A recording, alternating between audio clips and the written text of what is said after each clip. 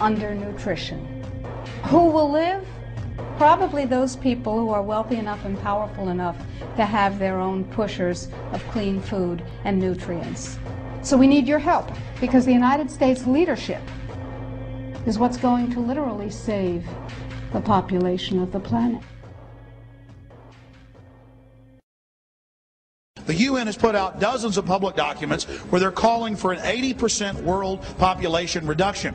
In fact, at the Beijing Women's Conference, the World Conference, back in 1997, the head of the UN Food Program said, "We will use food as a weapon against the people."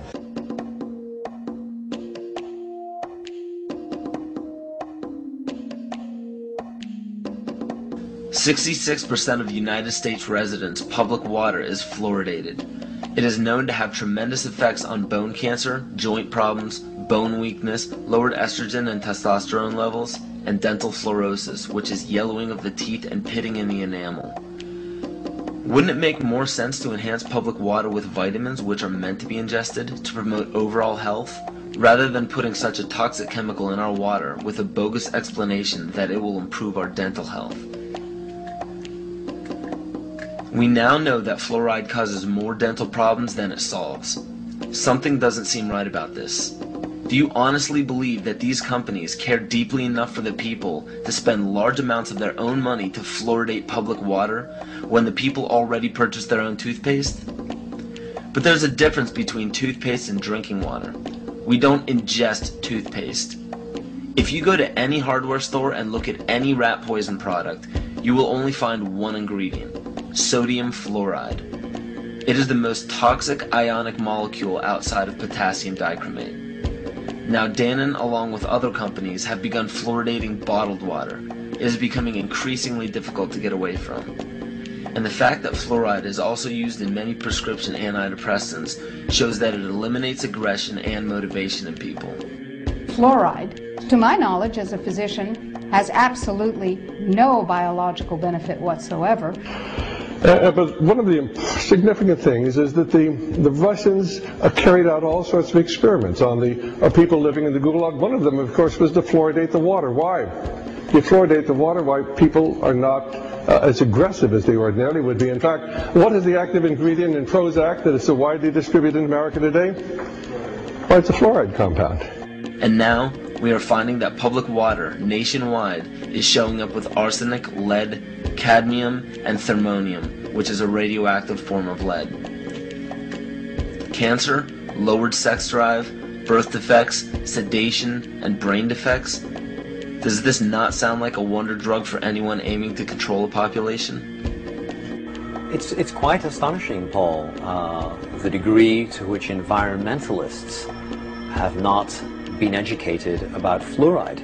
You know, people have an unconscious trust in their doctor or their dentist, and if you can persuade doctors and dentists that fluoride is safe and good, then you're able to reach the rest of the nation. People believe their doctors and dentists, and that was a way of promoting fluoride for Bernays. Fluoride was killing their cattle, destroying their crops.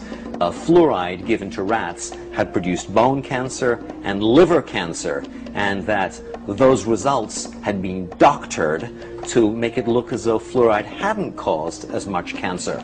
The pattern that we saw, it typically is what we see with other neurotoxic agents that are well known to cause a hypoactivity or a memory problem or an IQ problem.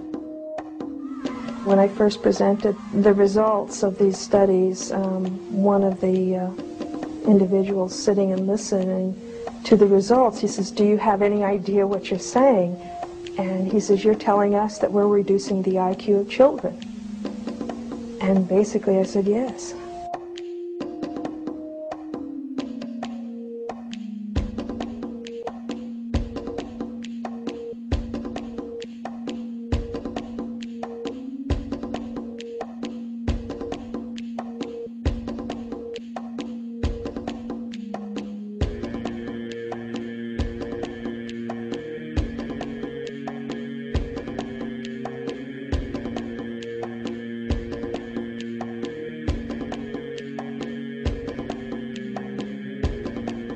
Aspartame.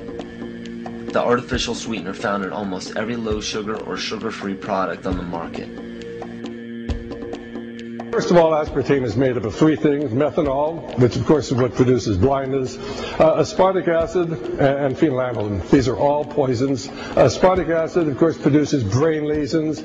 This was known back in the early 1970s. Methanol produces blindness. Phenylalanine is what you see in the brain, and in high dosage it produces trauma. We're not making this all up. The FDA did publish back in, I think it was in the 80s, they did publish the 92 potential side effects of aspartame. And they do, these side effects are quite, are extremely serious. Things like dizziness, problems with balance, abdominal pain and cramps, changes in vision, seizures and convulsions, etc., etc. So the nervous system seems to be one of the areas that's most affected. So we see people have difficulty thinking. They feel like they're walking around in a cloud or a fog. Yet despite all of these harmful effects, Donald Rumsfeld pushed it out into the stores in over 5,000 products when he was CEO of Searly, the company that manufactured aspartame.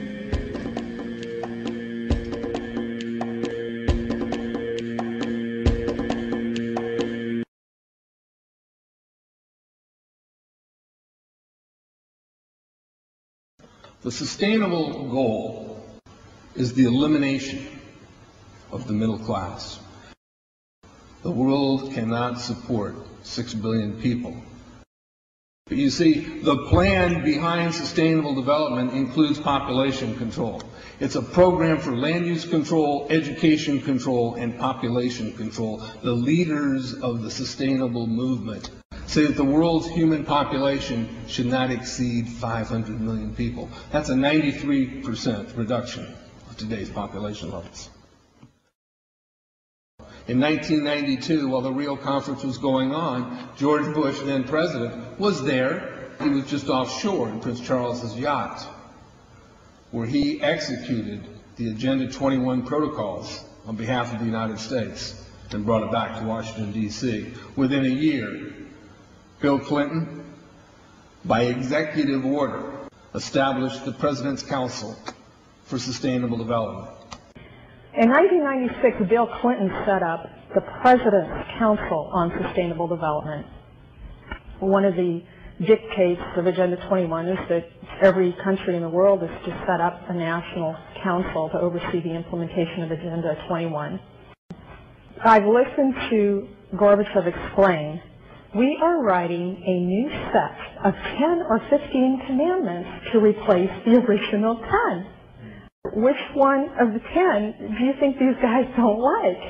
Thou shalt not lie, thou shalt not steal, thou shalt not covet. Because I'll tell you what, these people have lied to us. They're in the process of stealing all of this nation's natural resources, and they covet everything you have left.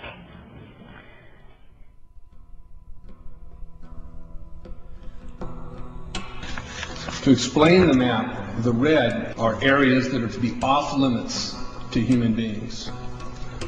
If you live there, you won't.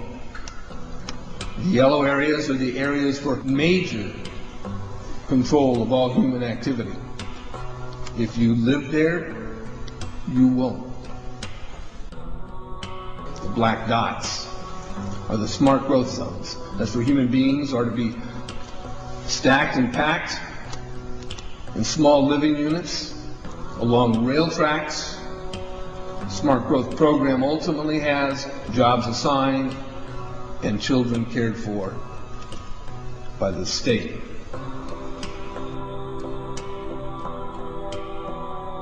And in conjunction with Codex Alimentarius, food will be limited and water consumption will be decreased to 10 gallons per day per person. That is over a 90% reduction in people's average daily water consumption. And along with shortages of food and water, the food we will be provided with will be genetically manipulated and nutrient deficient. Genetic manipulation of food causes complications in metabolizing and utilizing food for energy. In June of 2003, scientists reported that the gene sequence of the inserted genes into crops had actually changed their order. They had